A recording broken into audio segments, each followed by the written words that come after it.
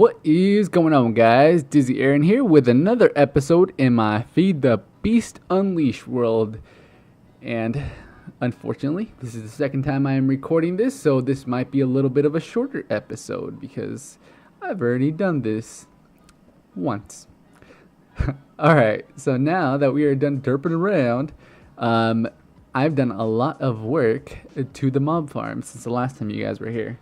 So I'm going to take you guys on a tour of everything that we've done since the last time I showed you guys this. I was able to fix the world, so yay for that. Apparently something happened where something was glitched and it started corrupting certain chunks. So I had about 5 chunks that were all messed up, but I was able to fix that. And if you noticed, our applied energistics setup is gone. Oh no, what happened?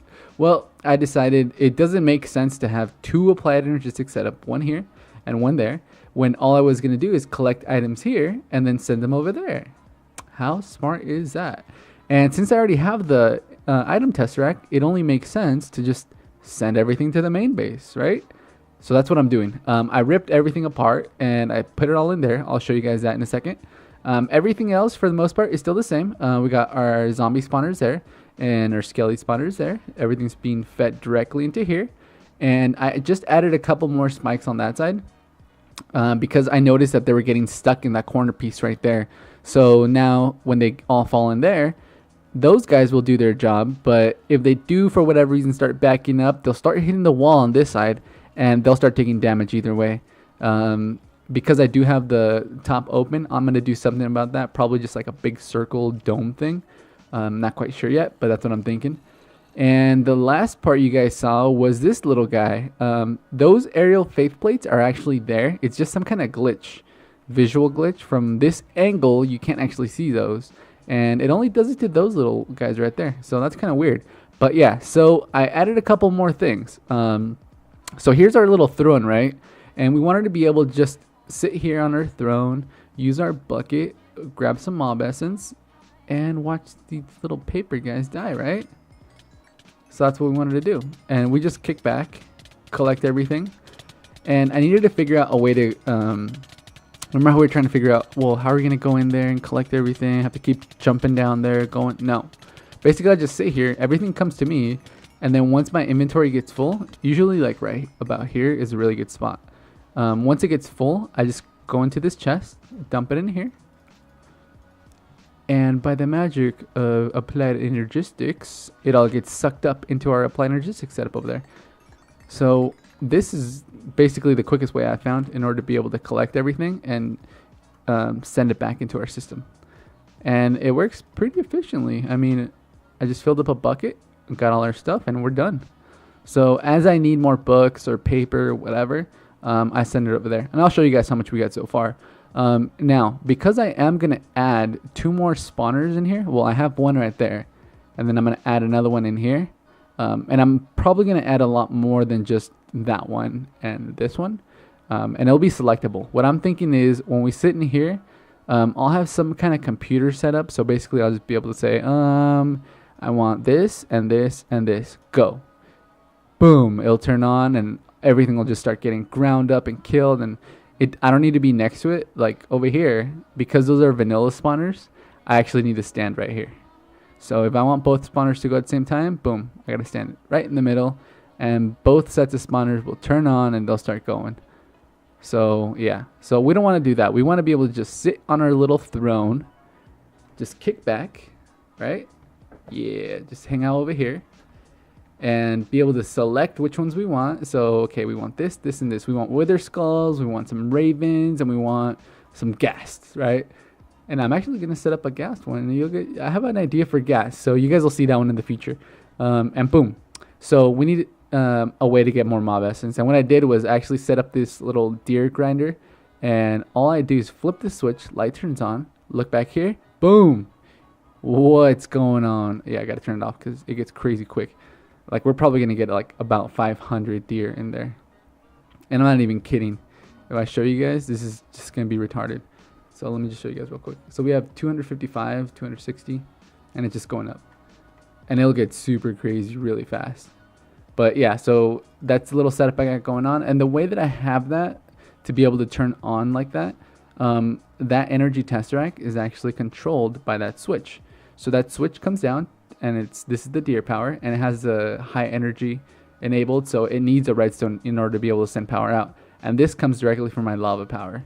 So power comes in here, it gets sent out to that guy, and then these will power the other spawners back there.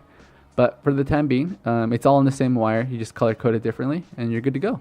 So that's that. Now let me take you guys to the applied energistics setup I got going on, because that is what has been taking me for fucking ever. And when I say ever, I'm not kidding.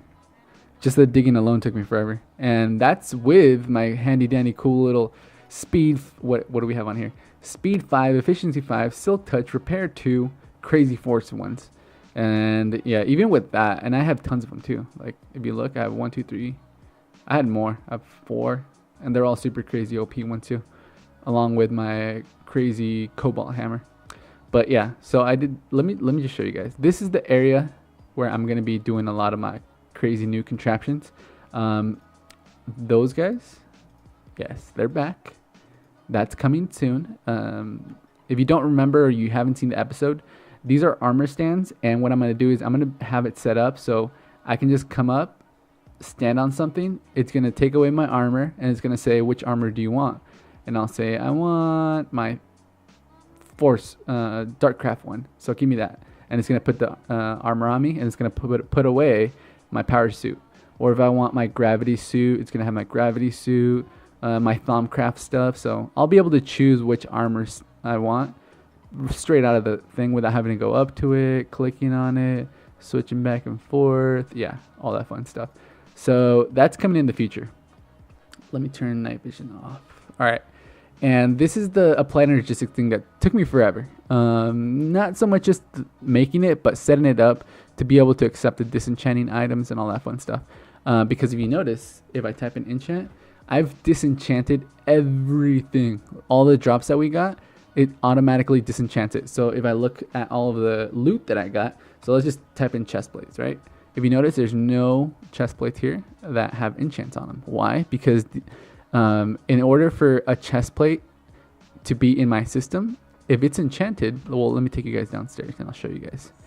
If the item itself is enchanted, what it's going to do is it's going to find it, use this import, and dump it straight into the auto disenchanter. And this is getting fed books directly.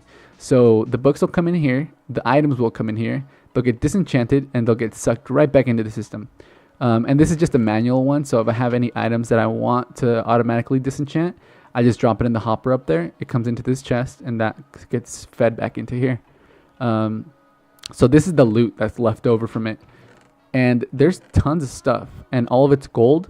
So what I have a whole little setup I'm going to do in order to be able to reuse that. And for those of you that don't know, you can basically grab 2 items, put them in here, and then it gives you a better item, right? But that would just take too long, and we don't want to do that. So I have a setup where it's going to grab all these items, and it will automatically convert these back into their perfectly brand new version of each other. And then once we're done with that, it's going to get sent over to my Tinker's Construct smeltery and get smelted down into gold. So yeah, that should be pretty sweet. So this right here is all of the enchanted books. And it's kind of overkill because these storage buses are pretty expensive. And I'm using the factorization barrels. So Tinker's Construct, or not Tinker's Construct, the storage buses plus the factorization barrels for one book doesn't really make too much sense. But because those mob farms were basically clogging up my system, I just needed a way to sort everything out without it backing up my system. And that's how we did it. Let me cover this part. So this chest right here, if you notice my pouch, it just opened up. If I close it, it closed, right? So basically anything I toss into here, so if I drop in the coin of fortune, it's going to get sucked out of here eventually. There you go. And it's going to get put into my system. So now all I got to do when I'm mining or doing anything is just basically open this up, dump anything I don't need into there. And when I come back here into my base, I just type in whatever I want. There we go. so it's just chilling in there, and that helps out tremendously, because if you notice, I like spruce wood, and spruce wood is kind of difficult to harvest. I mean, it needs a certain amount of space in order to be able to grow and all that fun stuff, right? So I was going to convert our little tree farm over there into spruce wood, which would work and it'd be pretty fast. But I figured I wanted a fun way to do it, so I built a whole world with nothing but spruce wood. How awesome is that? So basically, I just come over here with my handy dandy little force axe. Boom. Oh yeah. This is a lot more fun than letting a freaking thermal expand or mine factory reloaded tree farm just go and make you wood, and then you just go use it.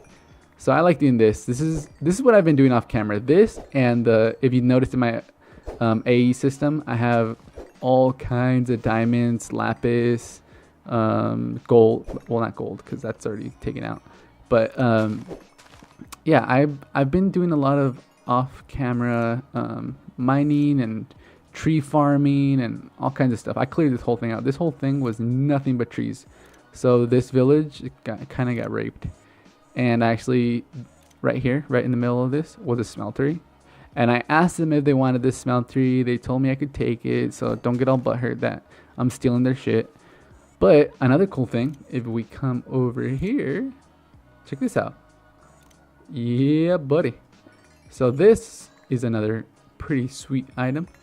And for those of you that don't know what this stuff is, it is quarried stone. And quarried stone makes these awesome blocks. Oh, we got company. Oh, let me show you this cool sword right here. So I'm gonna purposely take off my armor, right? Hopefully I don't get too fucked up. All right, so see how I'm taking damage? Oh, did you guys see that? I don't know if you guys saw that. But basically, this sword, because I enchanted it with vampirism. Ooh, I look kind of fucked up. But because I enchanted it with vampirism, it actually gives me health back. So when I kill mobs, that little noise that it makes, that like the wisp sound, it gives me health back.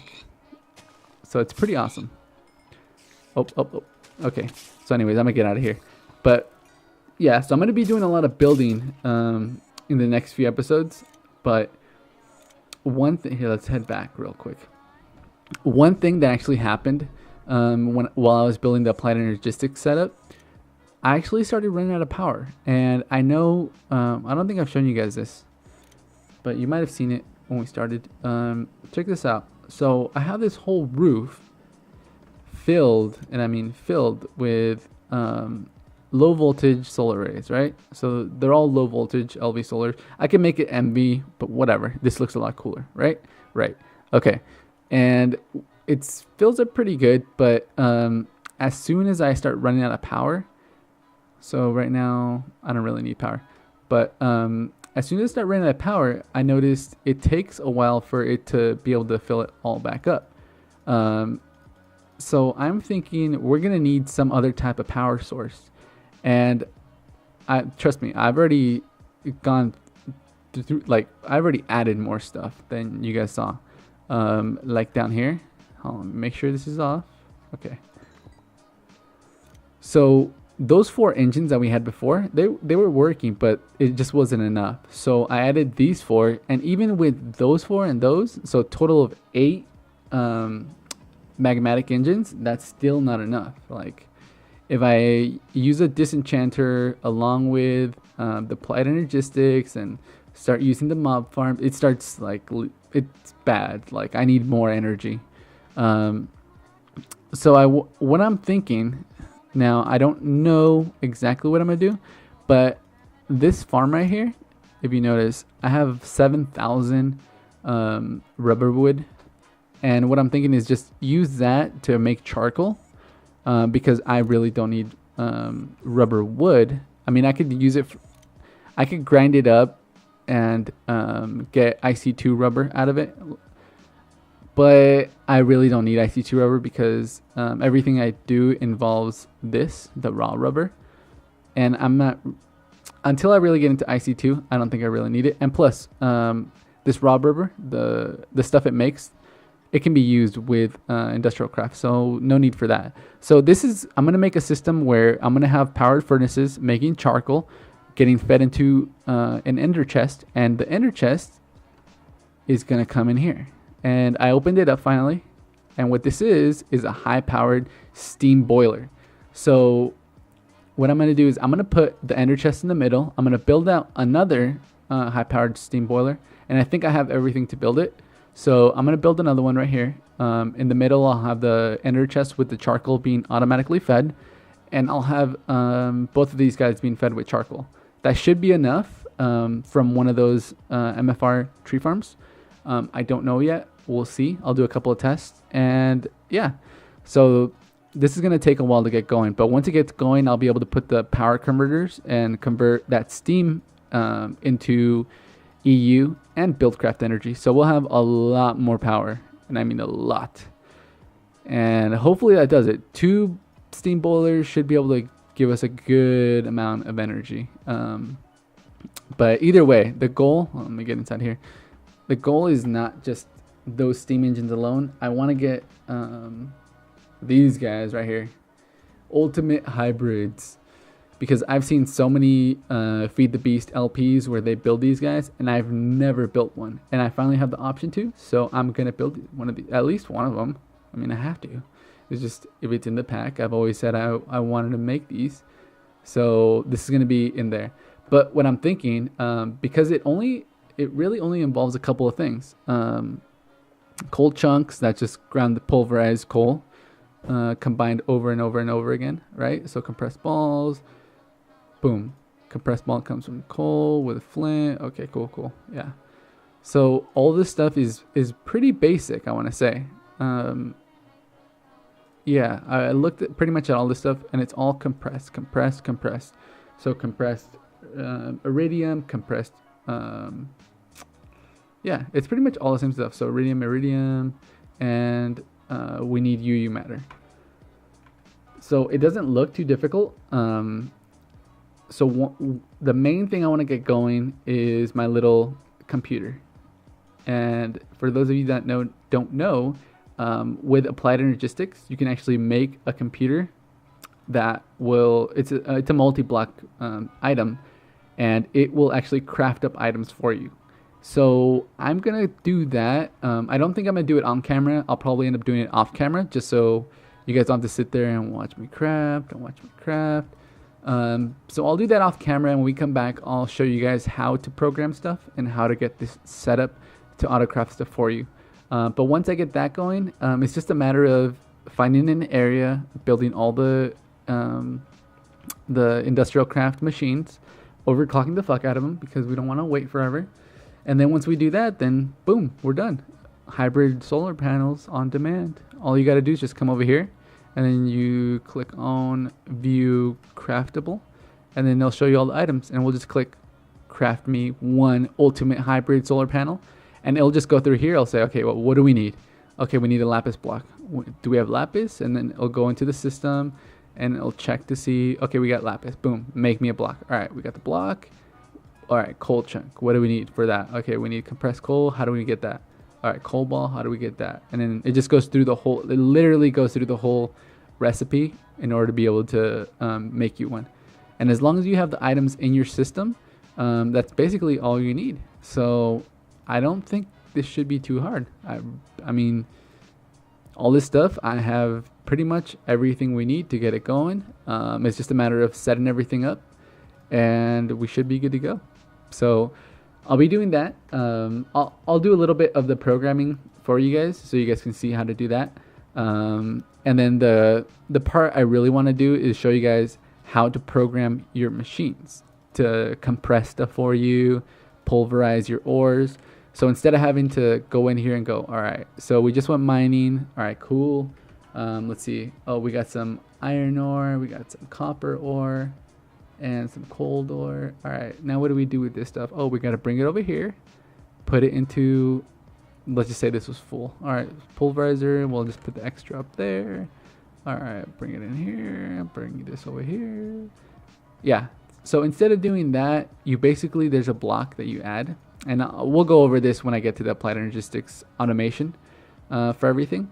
But you basically just dump your items straight into there. So in my case, I would dump it into my ender pouch. That's it. Don't have to think twice about it. And what it'll do is it'll say, hey, check it out. We just got some of this iron ore. What do we do with this? Oh, we dump it into the pulverizer. And then once it gets pulverized, it says, hey, we got some of this pulverized copper and pulverized iron. Oh, we know what to do with that. We dump it into the furnace. Boom, powered furnace. I'm probably going to do induction smelter for the hell of it, just because you get a little bit of extra stuff. Like this just cooks it up and you're done. Whereas the induction smelter, it cooks it up for you, but at the same time, you can also get a chance of something else. So another little piece of something. So yeah, but that'll be in the next episode. So I think we're going to call it a wrap on this one, guys. Yeah, because I have a lot of stuff to do, and we're probably going to need a couple episodes in order to get most of this done. So all the boring stuff, I'll just go ahead and cut it out. But thanks for the support, guys. I've been getting a lot of good feedback on the series. Just keep it coming. If you like this episode, leave it a like. It gives me motivation to make you guys more videos. So that does it for me, guys. I'm Dizzy Aaron, and I am out.